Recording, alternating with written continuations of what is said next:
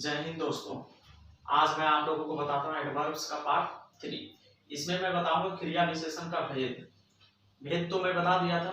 आज मैं उसका एक एक करके डिटेल भी बताऊंगा। उसमें फर्स्ट मैं बता दिया था एडवर्ब्स ऑफ टाइम, उसका डिटेल मैं बता दिया था कि किसे कहते हैं। मैं एक एक चीज का डिटेल बता रहा हूँ, याद रखना। डायरेक्ट ये नहीं कि मैं एडवर्ब्स पढ़ा दिया कि क्रिया की विशेषता बतलाता हूँ, कोई सब्जेक्ट का विशेषता बतलाता हूँ, कोई सेंटेंस का विशेषता बतलाता हूँ, उसे क्रिया विशेषण कहते हैं।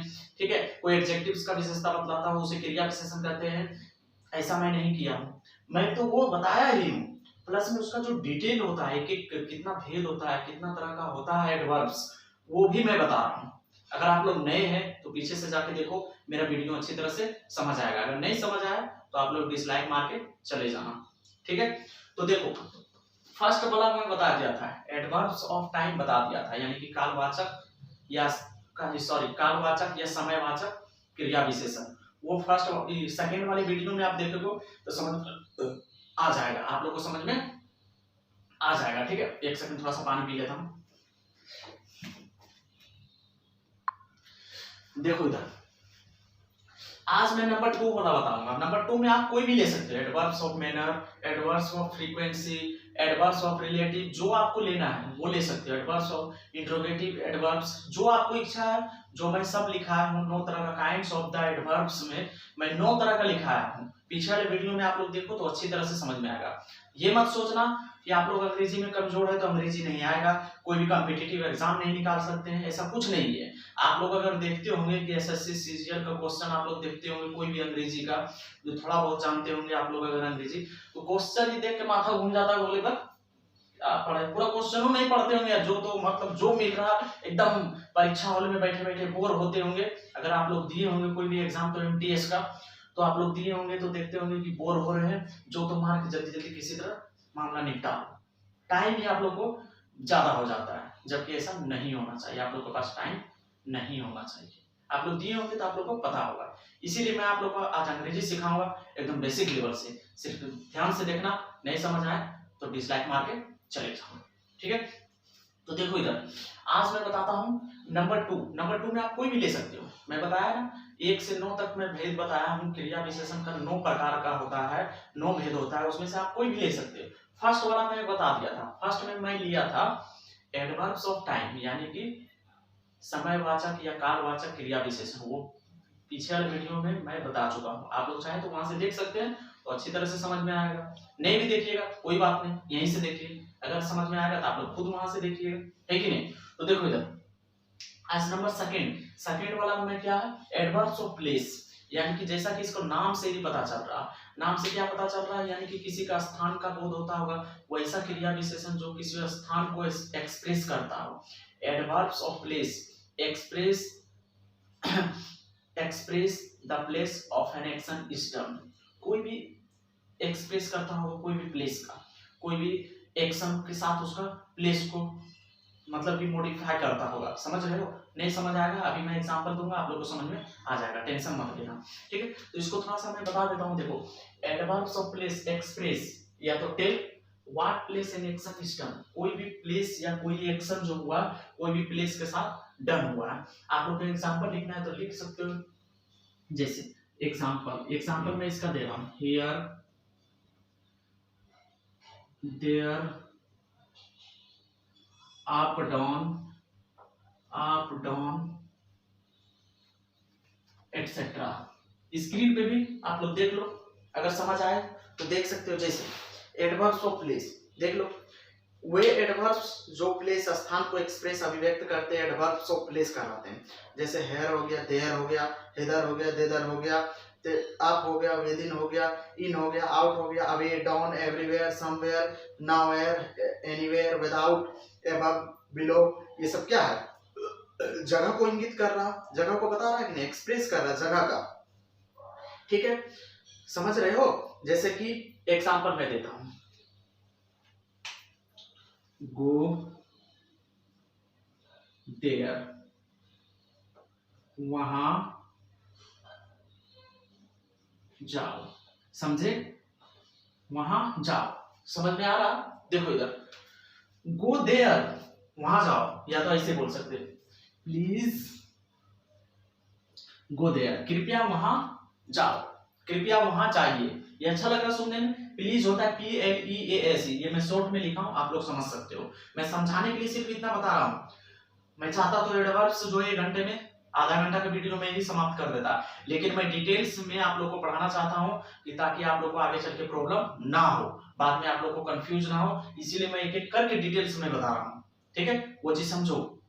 एडवर्ब्स जो होता है, चाहूंगा तो आधा घंटा 10 मिनट में खत्म कर दूंगा। यानी कि एडवर्ब्स क्या होता है, ऐसे बता देता कि क्रिया विशेषण होता है, जो किसी क्रिया को बस विशेषता बतलाता हो, उसे क्रिया विशेषण कहते हैं। या तो फिर कोई भी विशेषण का विशेषता बतलाता हो, या खुद क्रिया विशेषण का विशेषता बतलाता हो, या कोई सेंटेंस का विशेषता बतलाता हो, उसे क्रिया विशेषण कहते हैं। और 2 मिनट का लगता मेरे को यहाँ लिखने में कि एडवर्ब स्लोली, गो ब्यूटीफुली, ये सब क्या है, ये सब क्या है, एडवर्ब है। इस तरह से मैं बता देता है, आप लोग भी तुरंत लिख लेते, बोलते हैं हाँ क्लियर हो गया।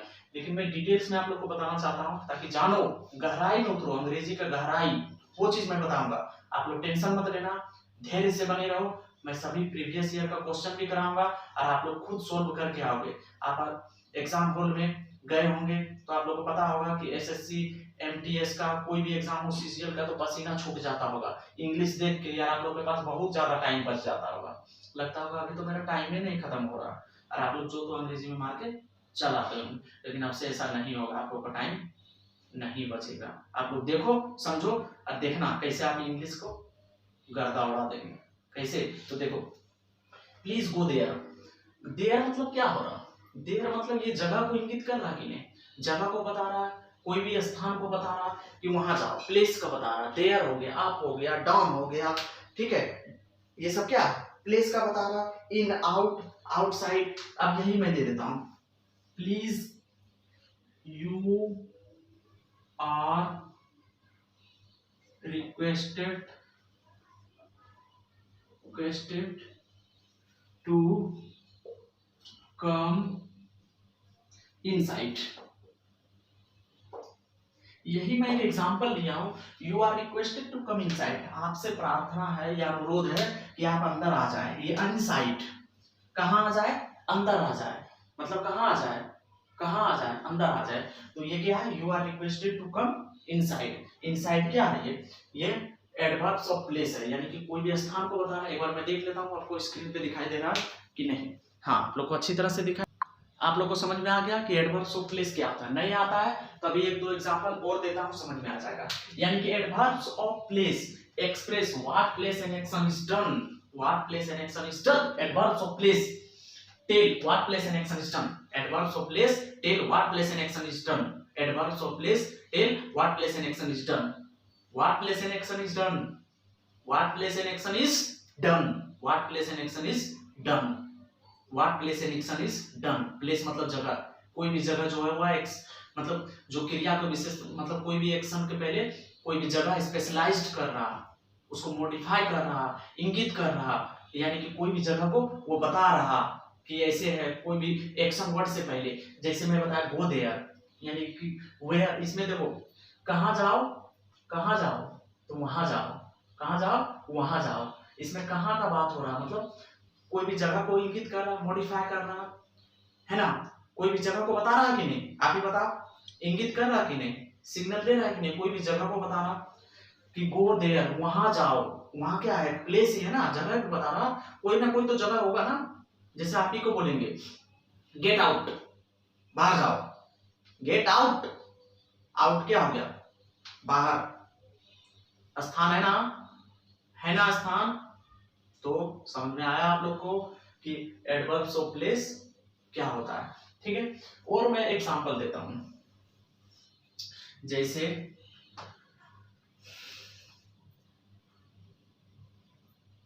तुम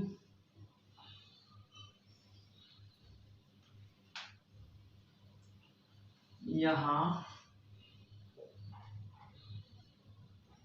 आओ, देखो इधर, तुम यहां आओ, इसको बना के दिखाओ, तुम यहां आओ, तुम यहां आओ। ये तुम का सेंस छुपा है, यहां आओ यानी कि किसी को हम ऑर्डर दे रहे हैं, यहां आओ, तो इसका क्या होगा, कम हेयर। समझे, समझ में आ रहा ना, यू कम हेयर, तुम यहां आओ, कम हियर, यू छुपा है, साइलेंस छिपा है, ये नहीं भी दे रहे तो यानी कि क्या, यहाँ आओ मतलब क्या, हम लोग बड़ा को ऐसे बोलेंगे यहाँ आओ, यानी कि छोटा ही तो होगा, कोई छोटा ही तो होगा जिसको हम लोग ऑर्डर देंगे, या तो हम लोग को पोजीशन मतलब जैसे पदवी डिग्री में छोटा होगा तभी उसको ऑर्डर दे सकते हैं, नहीं समझे, पोजीशन जैसे आप मान लीजिए इंस्पेक्टर है, आपका एज 24 साल है, चोर है 25 साल का, 30 साल का है चोर, तो तुम क्या बोलोगे, यहाँ आइए, यहाँ आइए बैठिए, ऐसे बोलोगे ना, इधर आओ, कम हियर, सिट डाउन, नीचे बैठो, स्टैंड अप,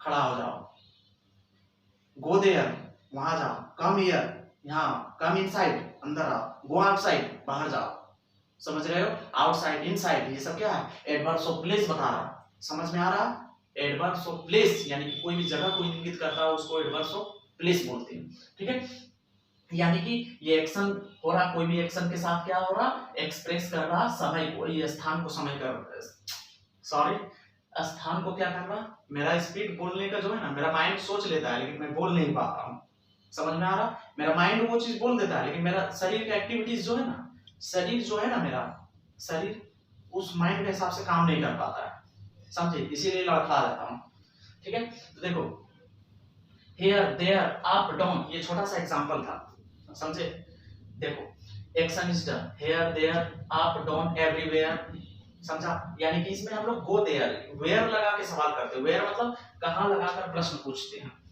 कहां लगाकर प्रश्न पूछते हैं, प्रश्न पूछते हैं, कहां का होता है वेयर, WHERE वेयर, समझे, यानी कि यहाँ आओ तो कहाँ आओ, यहाँ कहाँ का सवाल आया, उसका उत्तर अगर मिल गया तो समझो वो एडवर्ब्स ऑफ प्लेस है, समझा, एडवर्ब्स ऑफ प्लेस, आप लोग चाहे तो इसका नोट बना सकते हो, अगर नहीं बनाए हुए तो कोई बात नहीं, आप लोग को चाहो मर्जी है वहां से देख सकते हो, और उसी तरह इसमें एडवर्ब्स ऑफ प्लेस का पहले मैं क्या बताया था, एडवर्ब्स ऑफ प्लेस का पहले क्या बताया था मैं, एडवर्ब्स ऑफ टाइम, हाँ एडवर्ब्स ऑफ टाइम बताया था, कल मैं बताया था एडवर्ब्स ऑफ टाइम, यानी कि उसमें हम लोग क्या व्हेन लगाकर सवाल करते थे, व्हेन मतलब कब लगाकर पूछते थे, कि मतलब कब आया, कब गया, ये सब लगा के सवाल पूछते थे, उससे हम लोग को पता चलता था कि वो समय बता रहा, इसमें हम लोग वेयर लगा के सवाल करते हैं, वेयर मतलब क्या होता है, कहाँ, कहाँ गया या कहाँ आया, अगर उसका आंसर मिल जाएगा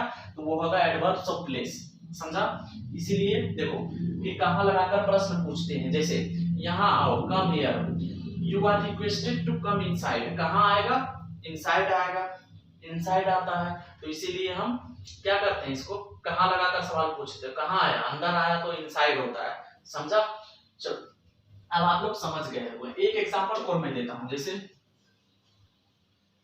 यू विल प्ले आउटसाइड,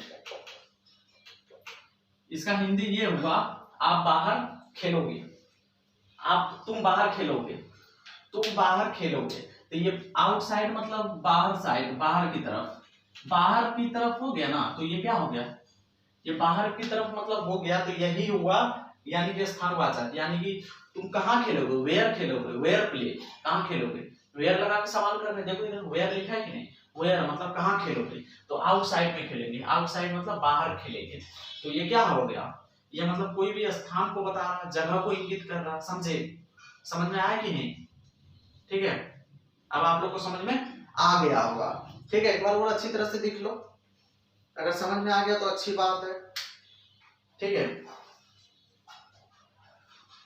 और एक एग्जांपल मैं ले लेता हूं, जैसे कि इसको मैं मिटा देता हूं, एक एग्जांपल नीचे वाला ही मिटाता हूं, एक एग्जांपल मैं लेता हूं, ठीक है, देखो जरा,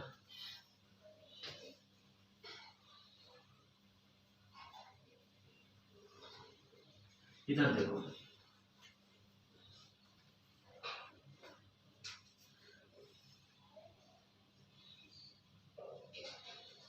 you were very far, far away,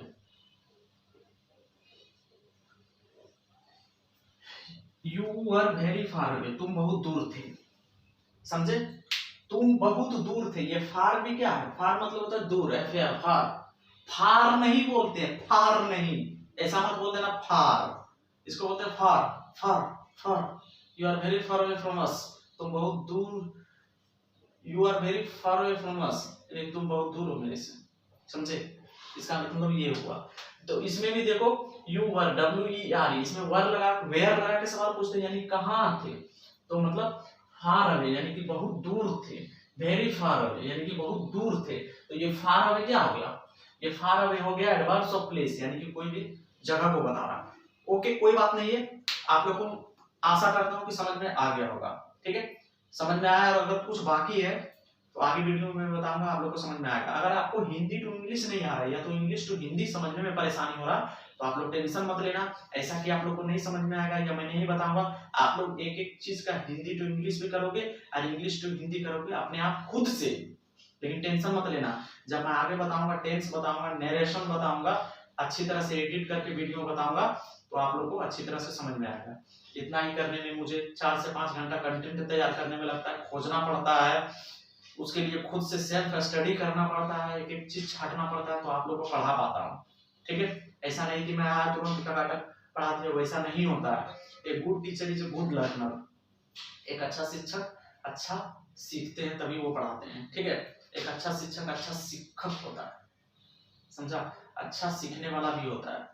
इसीलिए आप लोगों को अगर अच्छा लगे तो देख सकते हो, ठीक है? Bye, good night.